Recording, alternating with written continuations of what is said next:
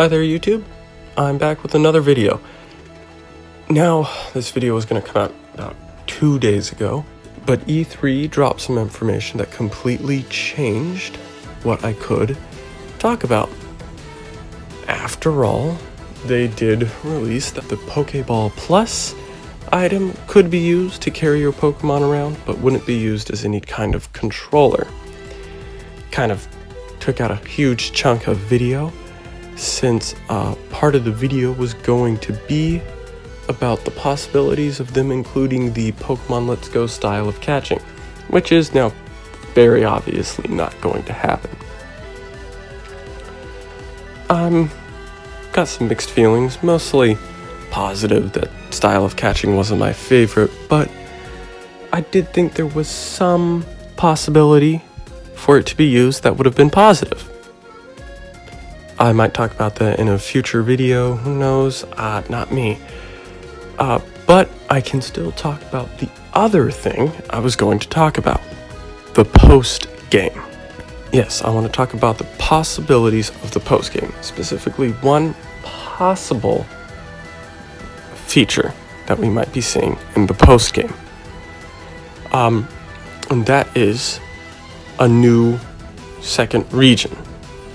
Now, Sword and Shield appear to be very promising.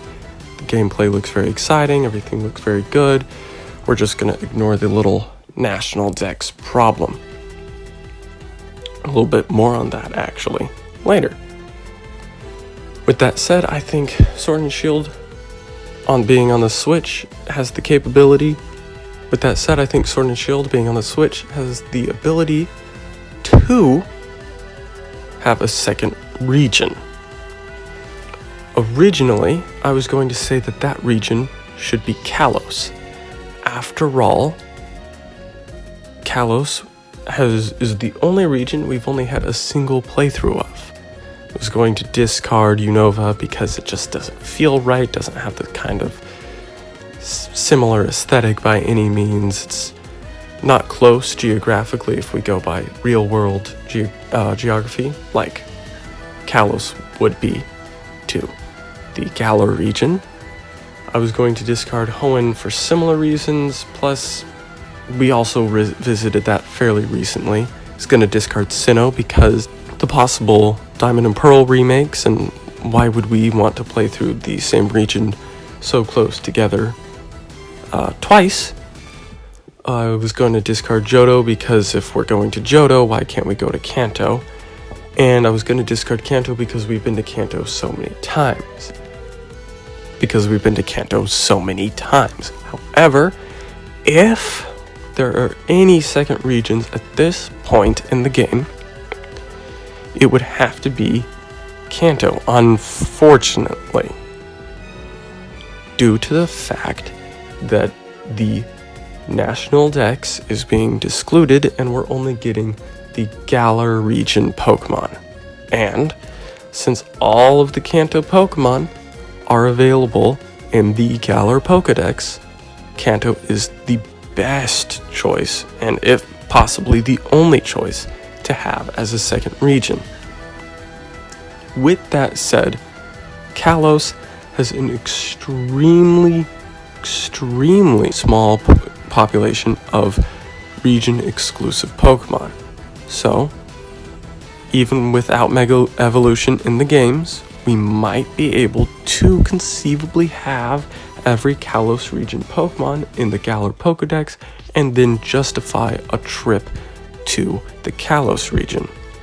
Now, with that said, if we are going to the Kalos region, why wouldn't we have Mega Evolution? Possibly, well, it could come down to the alternate universe theory. The Sword and Shield games could take place in the alternate universe where Mega Evolution never existed, and therefore even this universe's version of Kalos doesn't have Mega Evolution. It could just be that the characters themselves are never introduced to Mega Evolution as a possibility for them to do, and instead choose to continue playing on their own. It could be that they just choose not to.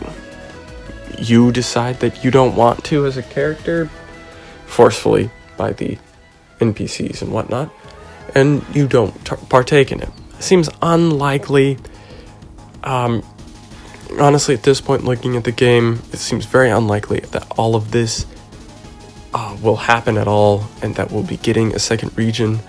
I felt much more confident in my second region idea before E3, but after E3 happened, it doesn't really feel like it anymore. This whole idea came from my favorite YouTuber, Emperor Cubone, who noticed on the map that there wasn't very much space in the Galar region for possible post-game material.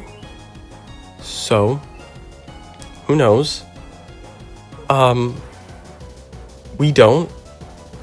So, again, I want to touch quickly on the national decks and some possibilities with that. We don't really know.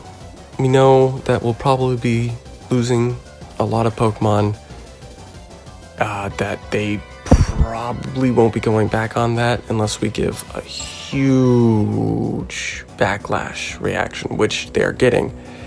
I'm very fearful myself because I might be losing Plusle as a character to play with in the games. That would be absolutely devastating, but it's a possibility. With that said, I think we have a lot to look forward still in these games. The open world aspect is fantastic. The animation of the game is great. The new Pokemon have all really struck strongly with me, except the Imp thing, which I haven't heard said and can't really read. I kind of like him, but not as much as the others. So while the game is promising, there's some key features we already know aren't going to be in the game that could just make it a little bit stronger. That being a national dex and Mega Evolution back. Z-moves we can leave in the past. It makes sense to leave them back in Alola, since that seems to be a region exclusive kind of deal, but Mega Evolution now has gone over 3 full regions, and really it feels like that out of all of the mechanics should have stayed strong. Could have kept it as a post-game kind of thing like they did in Sun and Moon. I know they're probably trying to cut back on all that competitive stuff, but restricting the competitive play to no Mega Evolutions, certain Pokemon, certain Pokedex entries, etc., etc. It's not like they haven't done these things before. They can mold the competitive game however they like, but it would be better to have all of the possibly near 900 Pokemon that would be available by the time Sword and Shield come out. Whether that's in the form of some update, something that I know they're currently resisting doing, or whether or not it's just delaying the game, which I also know they won't do because that affects the anime and the cards and all of their other outside things. So we'll see what they do, if they have any kind of response to the backlash. But even if they don't, I know I'm going to be getting these games and thoroughly enjoying them because they look fantastic, and I rarely play with old Pokemon on my first playthrough of a new game. So it won't be affecting my initial enjoyment of the game at all. And at the very least, that is something. Even if the long-term enjoyment of the game may be heavily impacted by some of their choices. So we will see. Leave your ideas and comments in the comment section below. If you want to participate in a shiny giveaway that I would like to do, view my other video, the only other video that I have on my page. Let me know what you think should be the shiny. Vote in that comment section, and see you next time. Maybe, hopefully.